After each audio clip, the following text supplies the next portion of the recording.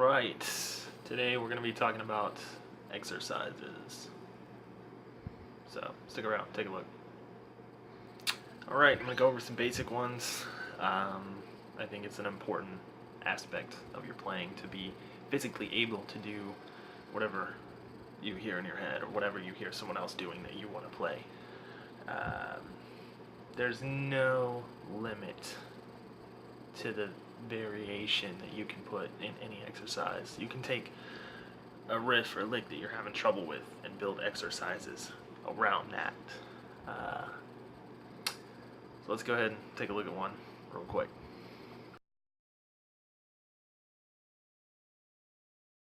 It's kind of chromatic, 1, 2, 3, 4. You probably already know that one.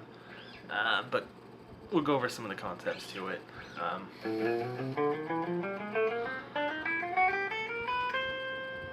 You know, try going back and forward as well as, you know, try crossing strings, skipping strings, going back and forth. You know how when you were a kid playing sports and you had to do push-ups, it was always 1, 2, 3, 1, 1, 2, 3, 2, instead of 1, 2, 3, 4. Do the same thing with this.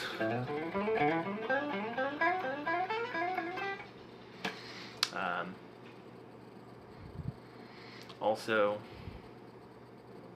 focus on your picking hand as well. All downstrokes, all upstrokes, alternate picking. Start on a downstroke, start on an upstroke. Pay attention when you're crossing string. You know, economize a little bit when your last stroke is a downstroke. You want to carry that through to the next note.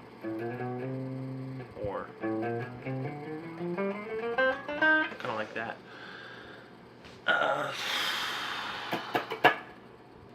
Use a metronome. Sometimes don't use a metronome. Do it clean. Do it with distortion. People always say, practice with a clean tone. That makes sense. You want to make sure your playing is exactly as articulate as you can make it.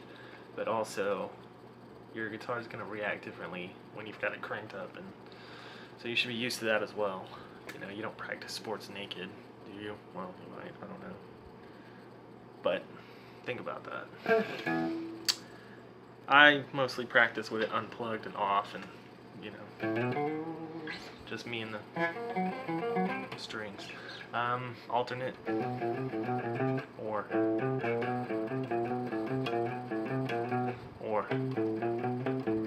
lead with your pinky. Another concept: don't pick your fingers up very far at all. Do it.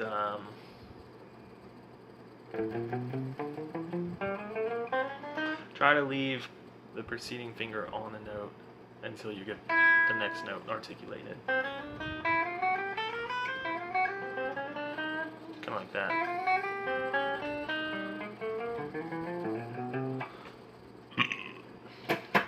So, got a metronome here, got it set to about 80 BPM. It's a nice and brisk pace. So I'll go over some of the things I do with that. Just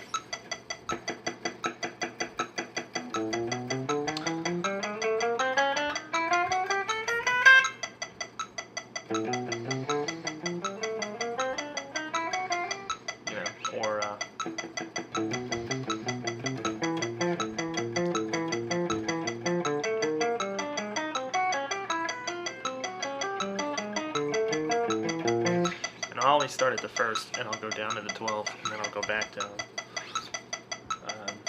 I mean, you got a lot of room to play around with on here. Also, do your picking with this too. All downstrokes, all up, or alternate.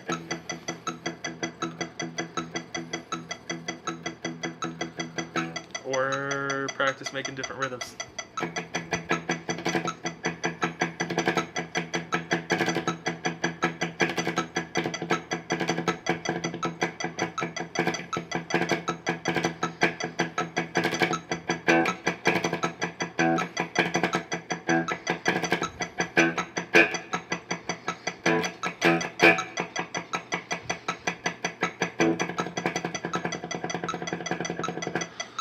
Different strings, like